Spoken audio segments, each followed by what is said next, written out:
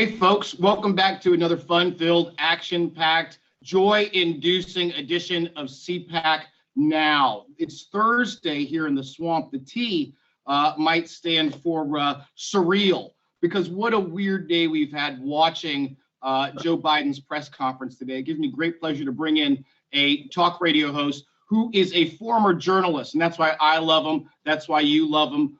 He makes his home at WMAL, but he's on dozens and dozens and dozens of radio stations across the country. You call that nationally syndicated in the business, folks. Gives me great pleasure to bring on CPAC Now, Chris Plante. Chris, how are you this afternoon?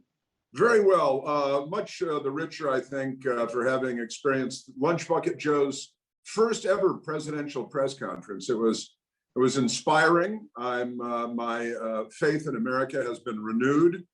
And our journalistic, the Fourth Estate, what a job they did. 10 reporters, and I think that the press is pushing for the filibuster repeal. What do you think? I think every one of them, practically every one of them, went in, and they're all in with the Democrats on everything. They're pushing. How many questions started with those pesky Republicans are really going to be an obstacle for your agenda having to do with guns and the climate? They're going to fix the weather.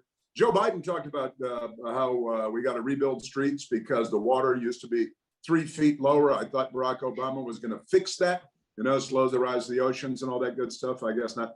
But it was poor Joe. I mean, you don't want to be completely without compassion in this situation. He's clearly not well. And I hope that he's not driving home or anything like that because he's not. I thought we were looking Chris Plante today. Can we do a quick ID check? Are you Chris Plante? What is your dog's name? Are you actually Chris Plante? We need to do that verification, make sure that you're not up to no good. Yeah, I'm glad Joe's not driving me home. There were a number of tweets that we were watching throughout the course of the press conference, and it took about 13 minutes for some of them to say, boy, he's knocking this out of the park, and say, boy, he seems tired. 13 minutes later, he was afraid that his soup was getting cold. What stuck? You mentioned the filibuster. What stuck out with you about that? I mean, here's a guy who's a former senator who has been there, according to him, 120 years or something like that. He corrected himself, but he's been in the Senate a very, very long time. I think longer than I've been alive. What's your sense of what he wants to do with the filibuster? Obviously, it's there to allow senators in that august chamber to limit debate on certain topics and determine when things can get to the floor. What's his agenda here? Is he pro-filibuster, anti-filibuster? Is he just pro-Joe? Is he pro-Kamala? Help us break this down. Well, I think it's pretty clear that Democrats have it in for the filibuster, and Joe Biden is among them. He's playing semantic games when it comes to what his actual position is. But really one of the things that was noteworthy, and I made a number of notes about it, which is how you know it was noteworthy, is the number of reporters that brought up the filibuster and how those Republicans are going to get in the way of fulfilling his dreams and his agenda because of that pesky filibuster. And should it take 50 votes or 51 votes? And the number of reporters, I didn't tally it up, but a number of reporters gave him an opportunity to do the filibuster thing. And he gave very wishy-washy answers on the filibuster. He seemed to be comparatively lucid when he was talking about Senate rules, but I think he wanted to stay away from committing one way or the other on doing away with the filibuster. He did today, as he has in the past, talk about how it's an issue, it's a problem, it's been abused, especially over the last 20 years, I think he said. And one of the questions was quoting Barack Obama, saying that the filibuster is a relic of the Jim Crow era, which, by the way, is a Democrat era, and Jim Crow laws are Democrat laws. And Joe Biden is the guy who said he didn't want his kids going to school in a racial jungle, and the crime bill of 1994 shouldn't really be the hero of the movement. But I think he's against the maintaining the filibuster. He just doesn't want to say it out loud. I think that makes a lot of sense. It occurred to a lot of us here in the office that when they're talking about reopening the schools and getting the infrastructure bill passed and how it affects public education in America, that a lot of the reporters in that room, a lot of the government workers that work in the executive branch, I don't think they're sending their kids to DC public schools, Right. to be quite honest.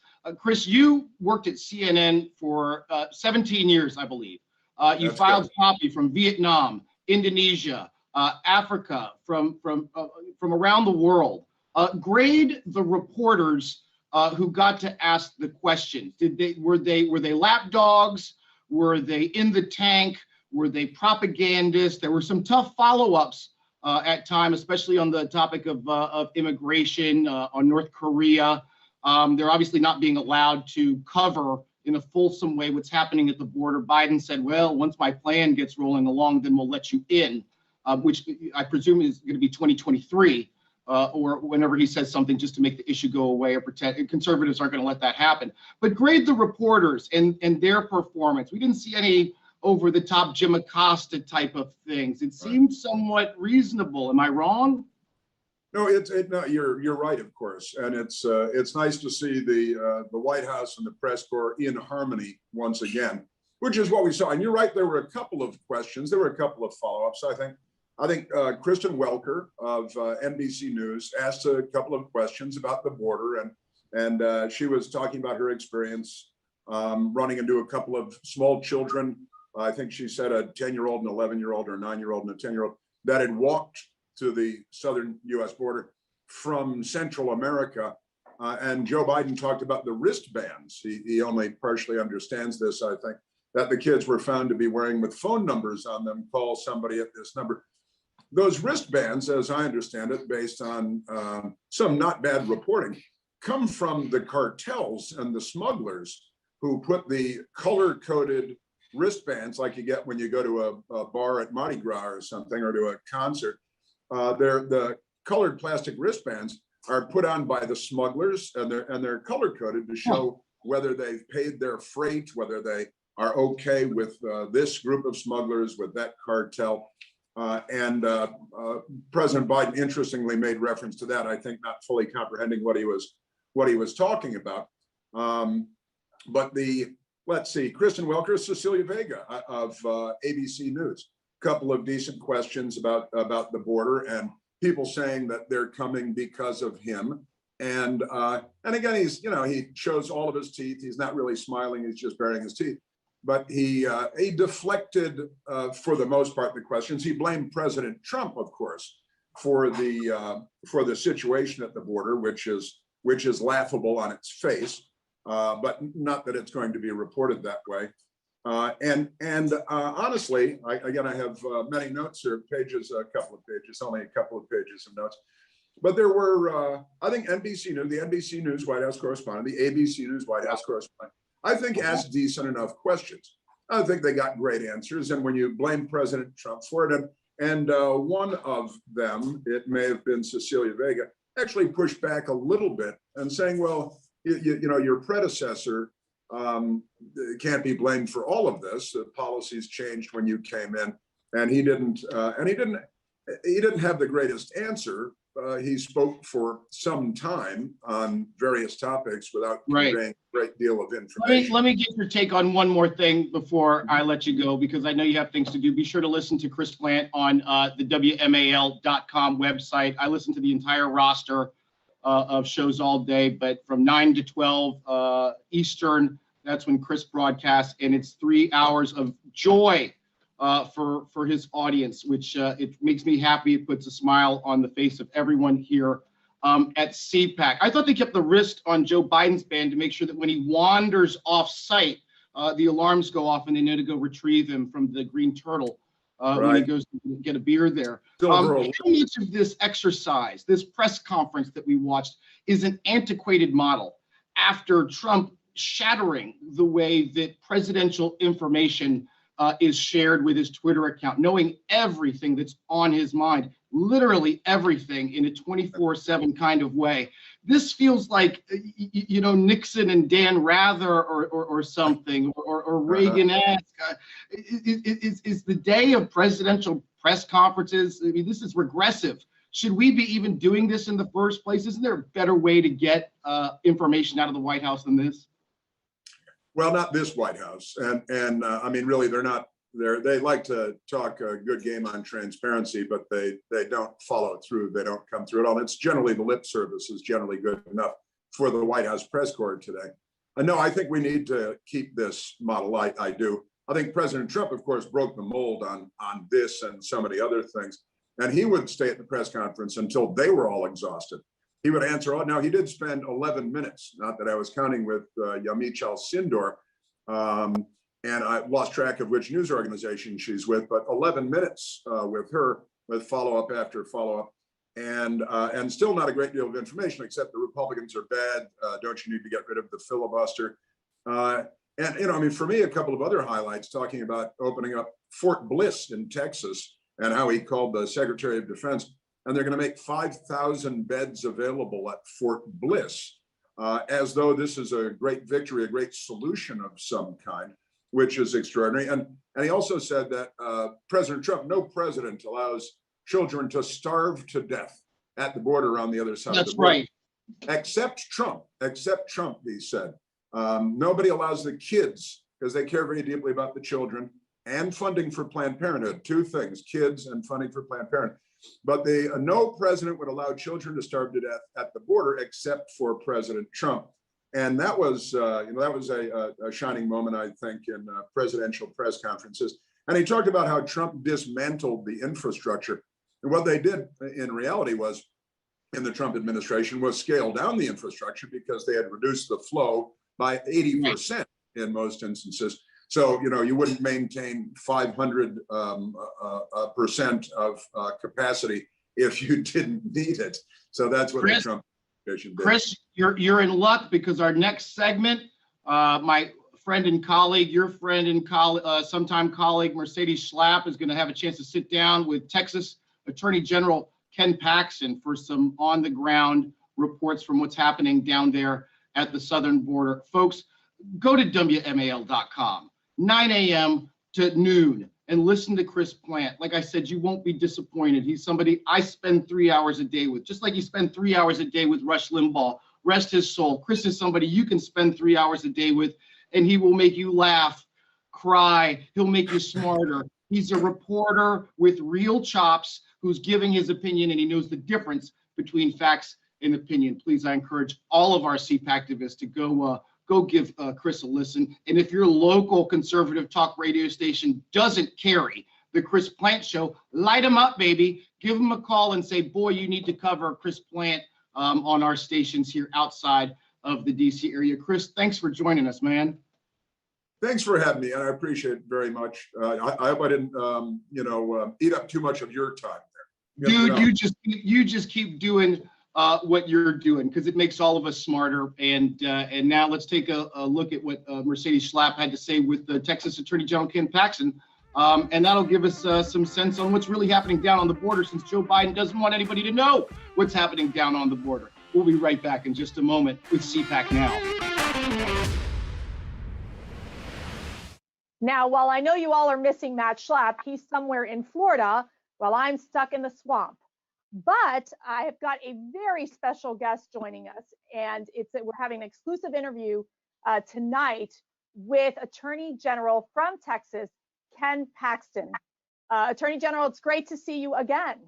Well, I just want you to know I'd rather be with you than with Matt in Florida. So thanks for having me on. I'm going to make sure I will let him know that, okay? You should.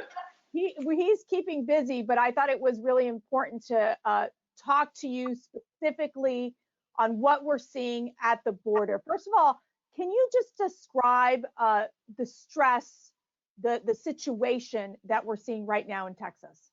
It's so incredibly frustrating, because we had this exact same situation occur under the Obama administration.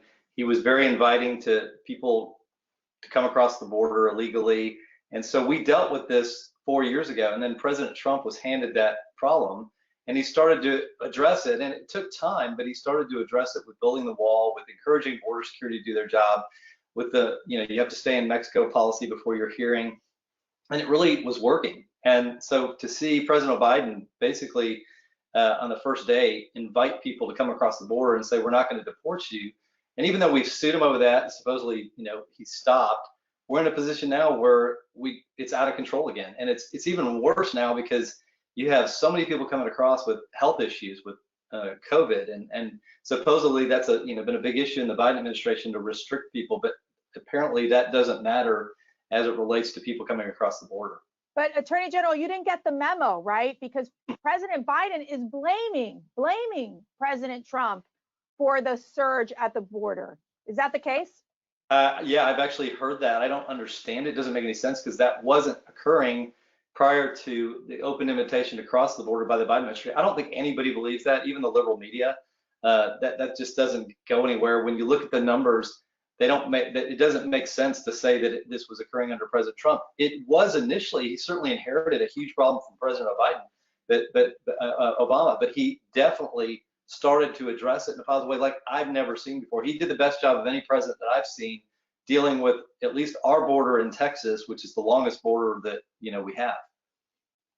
So we know that President Biden and his team, they won't acknowledge that it's a border crisis. They'll call it every other name: situation, challenge.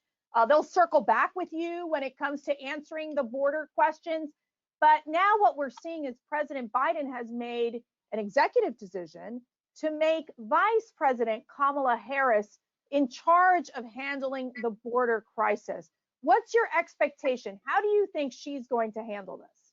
That's a really good question. I do think it's interesting, first of all, that there's no transparency here. They've kept reporters from videotaping what's actually going on, which I guess because it's such an unmitigated disaster, they don't want people to know the truth, but the truth is going to get out. And I just hope that the vice president takes this seriously, that she starts looking at what works and not just look at the political side of this, which is what I feel like President Biden has done at this point. He's just looked at this from his own base and not worried about the consequences to my state, to the rest of the country, which is very negative from a health standpoint, very negative from a crime standpoint, and very negative from a cost standpoint. And let's just be honest, these people are breaking the law, and we're just saying, yeah, it's fine. I just remember when I was at the White House, we spent so much time, and you were such an important part of the building out the strategy on how we would handle the chaos at the border, especially in those beginning years of the Trump administration. And what I find interesting is that the Biden administration really has done very little in bringing together bipartisan senators, congressmen, bringing the attorney generals together of the border states to figure out how do we solve this problem. And are you surprised by this? I wish I was. I wish that they would do an about face and realize, okay, we've done these policies before back in the Biden administration, and now here we are. We're trying them again. They have been an unmitigated disaster. I don't think anybody would say this has worked, that anything that President Biden is doing right now is working to the benefit of Americans or even to the migrants. I mean, they're in horrible conditions. They're being taken advantage of by human traffickers and drug traffickers and the cartels. There's nothing good about this. So I would certainly welcome a conversation. And I will say this, President Trump had many conversations with both parties about these issues. He was not afraid to engage. I feel like the Biden administration doesn't want to engage because they want to do it their way, even if it doesn't work. Yeah, and I got to tell you, you brought up a great point about the media access, the lack of media access. That was something that I think for President Trump, it was important for the media to see what was happening at the border and get the footage. I think with President Biden, what's been shocking, especially his Secretary of Department of Homeland Security, Alejandro Mayorkas, also not allowing the press to go into these facilities to show what's happening. You would think there would be so much outrage coming from the media, especially the leftist media. But I thought it was very interesting that a congressman from Texas, Henry Cuellar, who you know very well, he actually released these photos of the border, wanting to make sure that the American people understood what was happening at the border. Let me play this clip so we can get your reaction. The reason these pictures are important to show how packed they are, somewhere close by that same weekend, there were about 150 people that were released without a notice to appear. To me, that's unprecedented. How do you release somebody to the country without a notice to appear? Now, I have to say, they were not adults, they were not unaccompanied kids, but they were family units. So it's the importance of having these pictures. And there's also now this new dynamic where you're seeing these family units who they don't need to show up to court anymore. They're just being released. What's your reaction? Well, first of all, I have a lot of respect for Congressman Cuellar. He's a Democrat, but he cares about his district and his country and his state more than he does about the politics of pleasing his own party, which I have tremendous respect. But he rightly calls out the president for not following appropriate procedures and for releasing people into the country, for not forcing them to stay in Mexico, because this asylum stuff has been a loophole that they've all been advised to follow. And President Trump figured out a way to beat the loophole, and now Biden is back to letting them come into the country, and they don't show up for their hearings that are set for months, sometimes years later. So it's a disaster, and these people are not going to show back up for their hearings. We know that because we've been through this before. This is deja vu all over again. Right, and then you're talking about the fact that they're sending a very clear message where you have Joe Biden saying, wait a second, I should say the muddled message, as I like to say, don't come to the country, don't come. But yet, I don't know, if you're a family unit in one of these countries and you're like, wait a second, I get to cross the border and then I'm released and then no one ever tries to find me again, I think it's a sweet deal. So why wouldn't they come back? There's really no incentive for them not to try. I mean, once you cross in, you're kind of free to do what you want. The president has said that. Supposedly he's trying to use social media. We're spending millions and millions of dollars in these countries, in these southern countries in Central America and Mexico, to tell people not to come. Clearly not working, but we're spending the money. We're spending, I think, $6 million a day to have people not work on the wall. Again, doesn't make sense. We have the money that Congress has authorized to build the wall, and we're not using it for the appropriate purposes. It's like, I don't get what's going on. It doesn't seem like any of it is designed to benefit the American people. This is designed to I guess, placate the left wing of his party, but it doesn't even help them. Well, it's very clear that they're sending an open borders message, and it's something that makes the liberal base of the Democrat Party very, very excited. But you brought up the border wall, and border security was one of the fundamental pillars of President Trump's administration, and he understood the importance of providing funding for building these walls. We know that the walls work. Obviously, President Biden, in his first few days in office, moved against funding the wall, but we saw this political story come out yesterday, basically saying that the Government Accountability Office is looking into whether Biden broke the law by violating budget rules where he froze money meant for Trump's border wall. Do you think President Biden broke the rules? Well, certainly if he froze money that was supposed to be used for the wall, he broke the law. It's not the president's job to basically decide how money is going to be used. That's up to Congress. That's He's right. supposed to implement what they do. And if he didn't implement the building the wall as directed by Congress, then yeah, I think he broke the law. And I think there are other laws that sort of are belt and suspended to that require that he execute on spending the money the way it's designed, as opposed to having it sit in an account or be used wastefully right now on paying contractors that aren't having to do anything. And I think it's very frustrating to people on the border, and certainly in my state, that we have the money allocated and it's not being used in the right way. It's so shameful. It's so shameful, especially when we know that you need these walls and so much of it. I mean, it's a mix of not only the border wall, but it's a mix of the technology in place and the right staffing in order to ensure that they're able to monitor what's happening in the borders. As you know, the drug cartels, the human traffickers, they're the ones that are benefiting at the end of the day. But you had sent out a tweet, I think it was March 22nd, and I thought it was just so strong. It's a picture of the, as we say, the kids in cages, okay? Let's remember that the media went ballistic when it was President Trump and the children and the unaccompanied minors coming in, and where are you going to stick the children? And then it was all the kids in cages fiasco. And all of a sudden, we're back to where we started, kids in cages. You said, quote, this is Joe Biden and the Democrats' America. This is far worse than kids in cages, yet we hear nothing from the fake news media. Walk us through a little more on what you think is happening, why the media, there is some coverage of it, not enough coverage of it, and this double standard that we're seeing with President Biden's actions thus far. I think one of the things that Trump, he hit a chord with when he was in office is the fake media. And I think it's clear that they have an agenda. I see it, in my own state every day, and they don't want to cover something that's negative for President Biden. And this is a very negative story for him, because it's very, very clear. The facts indicate that what his policies are doing are very bad for the country and very bad for the migrants. And so there's really no good part of this story. It's all bad.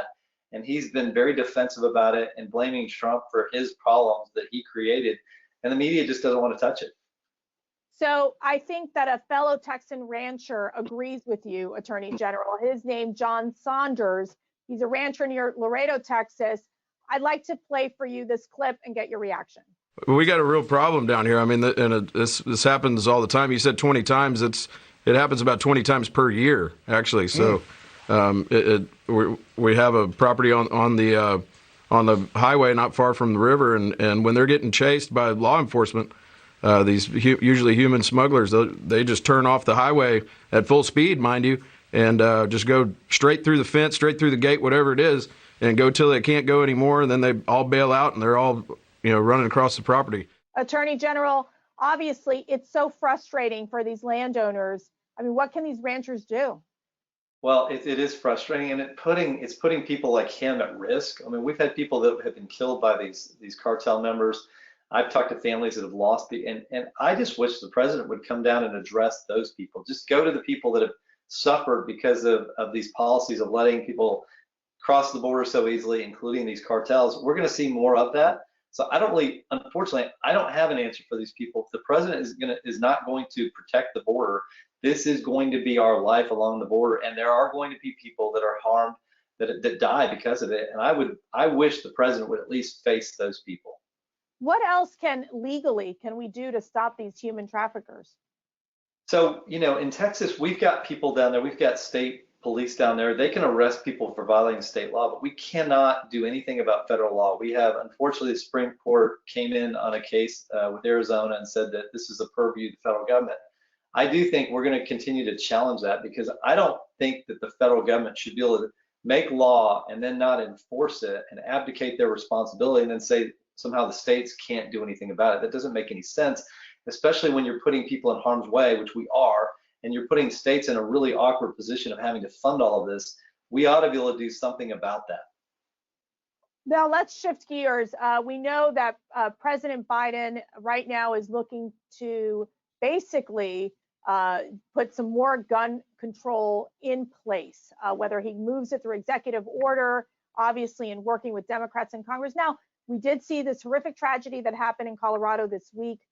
Several lives were lost, and we pray for these families. We do know that Colorado has very strict gun laws actually in place, but the Democrats' knee-jerk reaction to any of this is always, let's infringe upon law-abiding citizens, law-abiding gun owners, which we know is very problematic because people should have a right to defend themselves. But let me get your reaction. You put out a tweet saying Biden aides Harris gun control calls have included seizing assault weapons. Let me be clear again, not on my watch. The Second Amendment shall not be infringed in Texas. Talk to us a little bit about why it's so important that we protect our Second Amendments, at the same time make sure that we keep guns out of the hands of criminals. So the founders clearly cared about this. They were worried not so much about foreign governments. They were worried about our own government turning on the citizens, and so they designed this system of protection for the citizens so that they could protect themselves. This idea from the left, it's the most insane argument I've ever seen them make about guns, that somehow if you pass a law that the bad guys are going to follow the law. The people that kill people don't follow a gun law. So all you're doing, if you're going to pass laws that take guns out of the hands of law-abiding citizens, those are the only people that follow those laws. And this is makes no sense to me. I don't even know if it makes sense to them. And I don't understand the argument, but I do know that law-abiding citizens tend to follow the law. People that kill people are not going to follow a gun law that tells them not to carry a certain gun or tells them not to have certain ammunition. It won't work. It'll only put citizens at greater risk. Well, I got to tell you, Attorney General Ken Paxton, you are one of CPAC's favorites. Don't tell anybody else that. But we really appreciate all your incredible work that you do in the state of Texas. You are a leader. You really are able to build out what I would say an instruction guide for the rest of the attorney generals in the country that they should follow. So we want to thank you so much for your leadership. We greatly respect the work that you do in Texas. You are a constant fighter, and someone with common sense and understanding the importance of protecting our freedoms and protecting our Constitution. So we are eternally grateful for all the work you do. And I'm so glad you spent the time today with me and our CPAC family. So thank you so much for joining us.